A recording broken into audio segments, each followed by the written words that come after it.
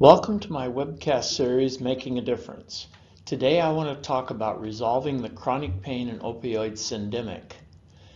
And this is what we need to take a look at, is how to turn these low outcome chronic pain patients into high outcome successes. And it is possible. The word syndemic means two or more different conditions attributed to an epidemic. So it's much more than just an epidemic, it's a syndemic. And it's not just chronic pain and opioids, but it's all the coexisting mental health problems that also accompany these problems. First, just a little bit about me. I'm the developer of the addiction-free pain management manualized treatment system. I've been working on that since the mid-1990s. I've written several books and a number of peer-reviewed articles on the topic of chronic pain with coexisting disorders, including my book, Managing Pain and Coexisting Disorders, the Addiction-Free Pain Management Recovery Guide, and my Freedom from Suffering, A Journey of Hope. On my website, drstevegrinstead.com, on my services page, I talk about how you can collaborate with me, and I also have at all times 3 top video blogs and 3 new articles for this underserved population. And then some partners and I have formed this new group, Concentric Health Consulting Group, Inc., and we're going to be going out and helping other people provide positive treatment outcomes. So right now we're at what's called the intersection of chronic pain and opioid epidemic. And like I said before, it's much more than that, and it's a syndemic. So what we really need to do, I believe, is to step away from the traditional pure biomedical model. And what I mean by that is prescription pain pills, shots, pain procedures, and surgeries. And for a lot of people, that's all they get. And for a bunch of people, that isn't enough. A friend of mine, Harry Nelson, who is a attorney for healthcare providers, has spent a year of his life writing a new book, The United States of Opioids, a prescription for liberating a nation in pain. And Mr. Nelson has come up with a format in the last part of his book, how we can all get together to make a difference and resolve this problem. It didn't happen overnight, and it's not going to be resolved overnight. There's a big impact of the opioid crisis on the healthcare. It's costing a lot of money, and the treatment for opioid-related problems went up 1,000% in just a 4-year period. And this has got us to the peak of the opioid problem. In 2015, the average cost for someone with opioid dependence, abuse, or addiction was over 500% higher per patient than the average patient claims. And most of these costs, of course, were meant to come from emergency room visits. You know, a traditional emergency room visit can be as little as $4,000 or $5,000 or as much as $12,000 to $16,000 per visit. And many of these people have made multiple visits to emergency rooms. It's costing a lot of money. So the premise here is the biomedical approach clearly doesn't work for the low outcome subset of chronic pain patients who have these coexisting mental health problems, opioid problems, and they're overutilizing the healthcare system. Some reports say that 20% of the patients are utilizing over 80% of the healthcare dollars. And these are the people who need to step away from the pure biomedical model. Another part of this problem is people are dying. A lot of people every day are dying. And in 2016, the Center for Disease Control listed over almost 15,000 people were dying from unintentional or other undetermined prescription opioid medications. This doesn't count the heroin and the fentanyl and the carfentanil. This is just for prescription opioid pain medications.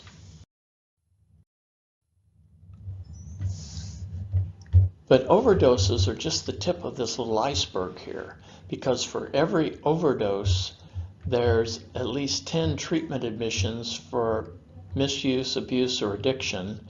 There's 32 emergency department visits for misuse or abuse, and 130 people who abuse or are dependent to the medication. And there's also another 825 people who are using these medications non-medically. So it's a lot bigger than just the overdose deaths. There's a lot bigger problem than that, and thus costing a lot of money, suffering, family and community interactions that are being decimated by this horrible epidemic, but what I'm now calling a syndemic.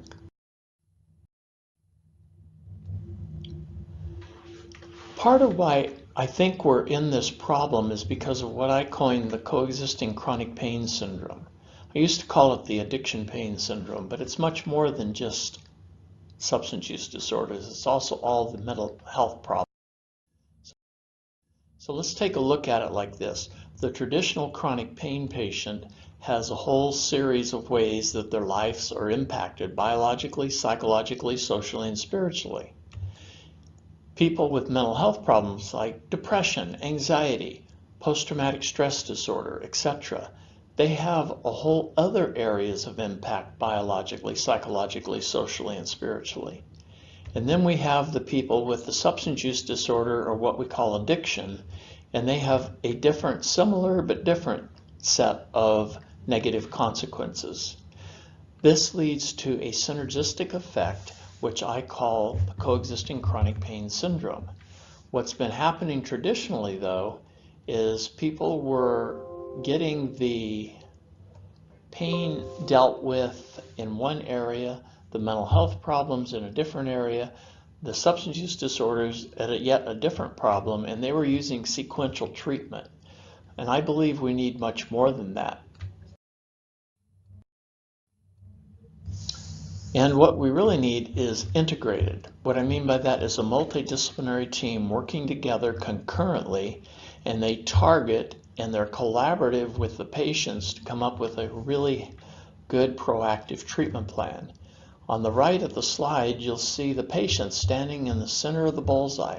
So all of our focus needs to be on them. They need to be the captain of the treatment team. We need to focus on what their needs are biologically, psychologically, socially, and spiritually. That's why I developed the addiction-free pain management system, because it's a synergistic treatment solution for this synergistic treatment problem. And together we can make a difference. I have tested this in different programs, including a healing place over a 3-year period, and had phenomenal outcomes. It really worked. What we learned was the importance of healing the whole person.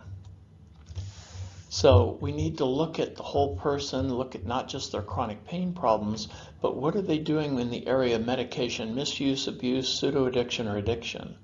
What other psychological problems are they having? Depression, anxiety, trauma, different problems with mental health, bipolar, and medical conditions. With the population I've worked with since 1984, they usually had a whole series of unsuccessful medical treatments, and the last several were from providers who were telling the patient, you just need to learn to live with it. There's nothing we can do for you. But there is. And then there's the psychosocial problems, how it impacts families and communities. And finally, how it impacts people's ability to have spiritual values, practices, and principles. It decimates people's levels of functioning and quality of life. So we need to look at the whole person and have a whole person solution in place. So when we heal the whole person, we need to come up with the biological. And as I'll mention in a little bit, we need to have some as needed biomedical interventions, but other things too: diet, nutrition, exercise. For many chronic pain patients, diet can make a big difference. In the psychological area, that's the improving people's ability to manage their negative self-defeating thinking patterns, their mistaken beliefs, and their emotional dysregulation and how they manage uncomfortable feelings. And then in the social family area, this is how people have become usually isolated from friends, family, and community. And then I see the spiritual area as the glue that holds it all together. We want people to be able to identify and then manifest their spiritual values, practices, and principles, and to use that as the glue that holds the whole thing together.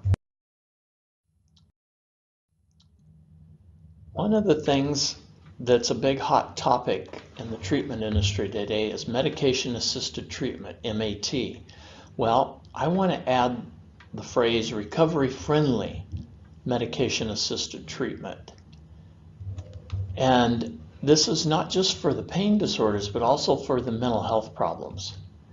It needs to be evidence-based, recovery-friendly. So what I mean by that, if someone's in recovery from a substance use disorder or alcohol and other drugs, they need to be on a plan that doesn't trigger a chemical relapse.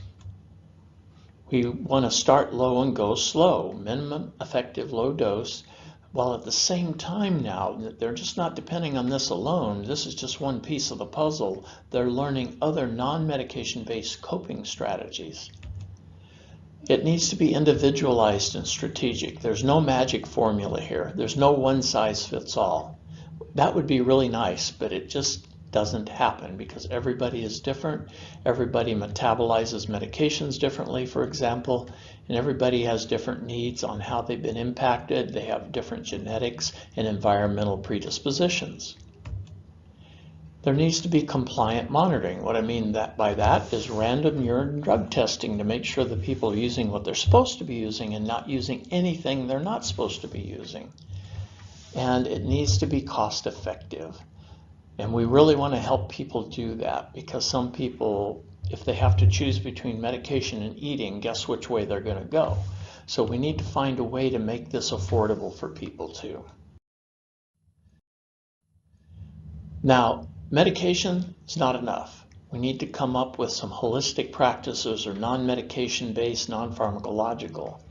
One of my major goals working with people is to help them step away from the pure traditional biomedical model. We want them to be working with their whole self, improving their levels of functioning and quality of lives biologically, psychologically, socially, and spiritually. A true body, mind, spirit approach. This has efficacy. We have outcome measures to prove that when we deliver this type of treatment, it makes a big difference. So what is effective chronic pain management? Well, I've been researching, writing about this, utilizing this since 1996 when I started the addiction-free pain management movement. So when people ask me, well, Steve, what is it? Well, again, the core components, biopsychosocial, spiritual, with the spiritual holding it all together. And only necessary biomedical interventions. We need to have some core clinical processes. In addition to medication, people need to learn different coping skills for managing mental health disorders, including depression, anxiety, post-traumatic stress disorder, etc. So it's cognitive behavioral restructuring is a big piece of this. Non-medication based, especially for pain flare-ups. A lot of the non-medication based pain flare-up plans happen a lot quicker than the traditional oral medication, which can take 45 to 75 minutes to start having effect. We want to be working with the family and social support systems and have them be part of the solution because they have become part of the problem. Some people are overly enabling and other people are pulling away and isolating because they burnt out their friends, family, and community. The big part is differentiating between religion and spirituality and helping people develop their spiritual values, practices, and principles. So it looks a little bit like this. You have the 4 quadrants and they all tie together. It's like a revolving thing. And as you improve one area, it also has a side effect of improving other areas. So we need to be having treatment interventions for all the different areas. And this slide shows some of the ones that we might traditionally use for the biological, for example, the diet nutrition changes, acupuncture, chiropractic, massage, restorative yoga, and in the psychological, mindfulness, meditation, equine therapy, neurofeedback, biofeedback, cognitive behavioral restructuring. In the spiritual area, we have a lot of different areas too. So, and finally, improving people's levels of functioning with their friends, family, and community.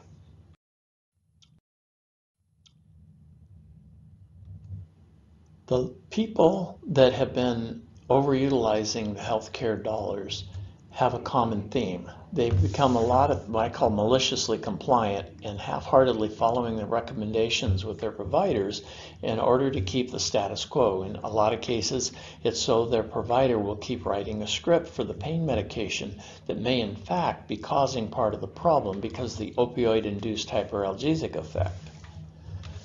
They also have some magical thinking. They want to be passive recipients instead of active participants in their own healing. They are not motivated to experiment with the traditional and non-traditional methods, and they've totally burned out friends, family, and community, and they have that lack of support in that area. We want to make a difference. We want to create high outcome patients. These patients need to become active participants in their own healing process and understanding their pain, what they need to do to step away from the magical thinking and really willing to get into authentic action. They have to become self-motivated. I have to work myself out of a job with people. They need to learn to be their own push, their own coach, their own guide.